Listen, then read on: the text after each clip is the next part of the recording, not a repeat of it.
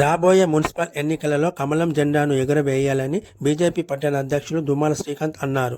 ఈ రోజు రాజన్న సిరిసిల్ల జిల్లాలోని 30 వార్డులో బీజేపీ జెండా కార్యక్రమాన్ని నిర్వహించారు. ఈ సందర్భంగా పట్టణ అధ్యక్షులు దుమ్మాల శ్రీకాంత్ మరియు కర్నె హరీష్ రేవంత్ మాట్లాడుతూ ఒకసారి భారతీయ జనతా పార్టీకి అవకాశం ఇచ్చి ప్రజలకు సేవ చేసే భాగ్యం కల్పించాలని, వారిలో ఉన్న ప్రతి సమస్యను ముందుండి పరిష్కరిస్తానని అన్నారు.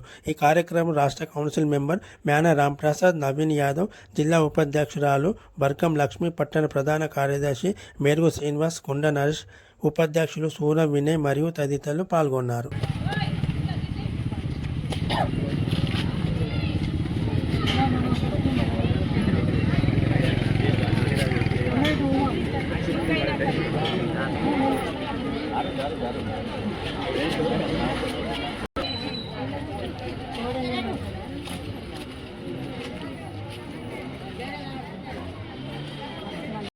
చెప్తున్నాను ఆయన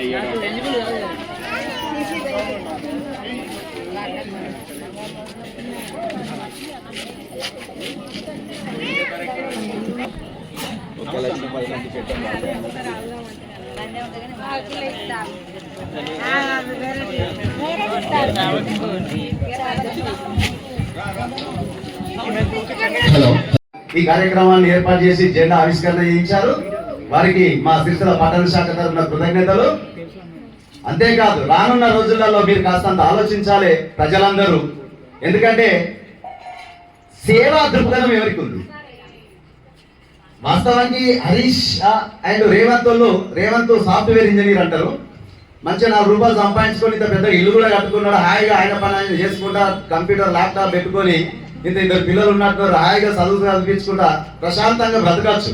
మరి బాగా పైసా అయినట్టున్నాయి, నాకు అర్థమైతే లేదు. కానీ హరీష్ మాత్రం రాజకీయాల్లో గుంజేసిండు.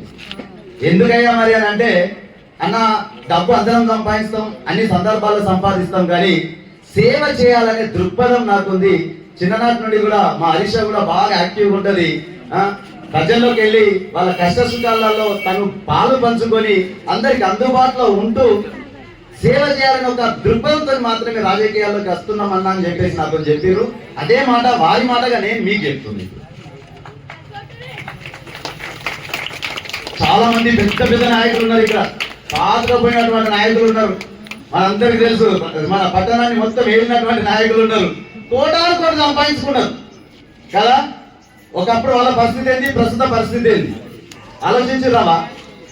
గతంలో 2 పర్యాయాలు వాళ్ళ ప్రభుత్వం ఉండి ఎన్ని బిల్డింగ్లు కట్టుకున్నారు, ఎన్ని ఆస్తులు సంపాదించారు, ఎంత వ్యాపారాలు వృద్ధి చెందుకున్నారు, అదంతా మీకు కళ్ళ కట్టినట్టు కళ్ళ కనబడుతుంది.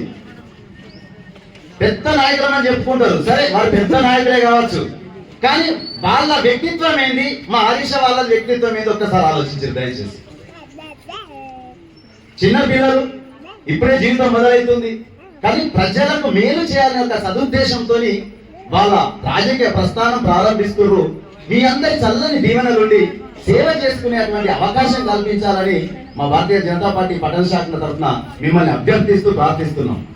చాలా పెద్ద పెద్ద నాయకులు సిరిసిల్ల నేలేరు, కోటాను కోట్లు సంపాదించుకున్నారు మీ దగ్గర ఉండే. సరే, మీకు ఏం చేసిరు ఏం చేయలేదు అనేది ఒకసారి ఆలోచించుర్రి. లారీలు వెనకాల మెదలకు ఎక్కడ కూడా పెట్టుకున్నారో తెలియదు, ఏడ పెద్ద పెద్ద ఇండస్ట్రీలు కడుతున్నారో తెలియదు.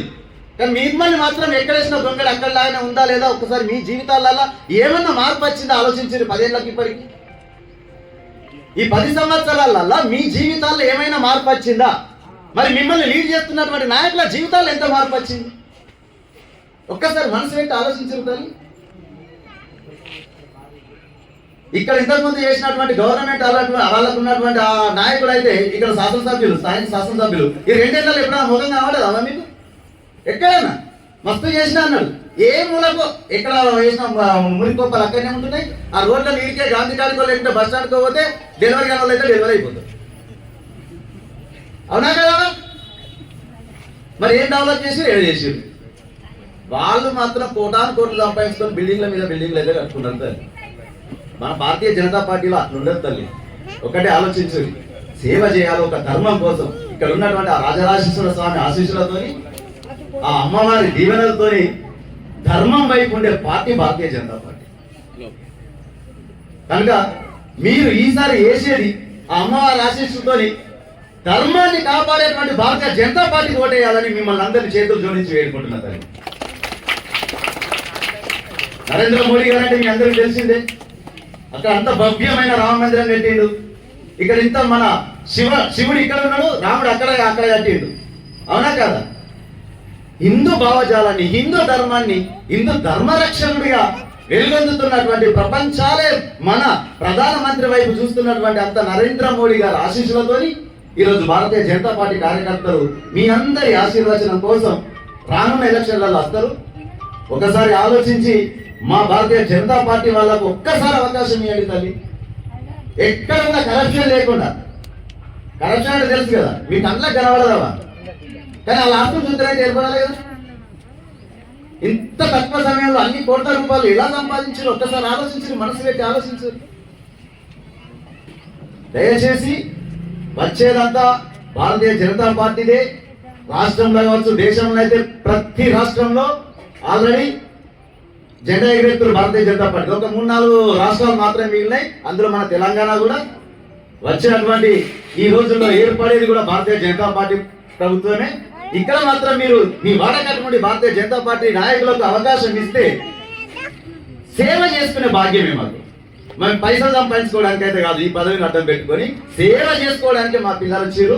దయచేసి ఆశీర్వదించాలని మనస్ఫూర్తిగా మిమ్మల్ని చేతులు జోడించి వేడుకుంటున్నాను. ఒకసారి భారత్ మాతాకి శ్రీకాంత్ అన్న గారికి, సీనియర్ నాయకులకి, బీజేపీ కార్యకర్తలకి, 30 ప్రజలందరికీ, మీడియా మిత్రులందరికీ పేరు పేరున ధన్యవాదాలు తెలియజేసుకుంటున్నాను. నేను ఇప్పుడిప్పుడే కొత్త రాజయ్య గారికి ఎంట్రీ ఇచ్చాను. మీ అందరి సపోర్ట్ నాకు ఉండాలి.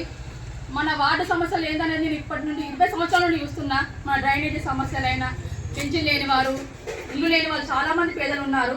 వారందరికీ నేను ముందుండి అవన్నీ చేయాలని కోరుకుంటున్నాను. మీ అందరి సపోర్ట్ తోటి నన్ను ముందుకు తీసుకెళ్ళాలి. నేను ఇప్పటి నుండి మీ మధ్యలో ఉండి మీ లెక్కన కలిసిపోయి సేవ చేస్తానని కోరుకుంటున్నాను.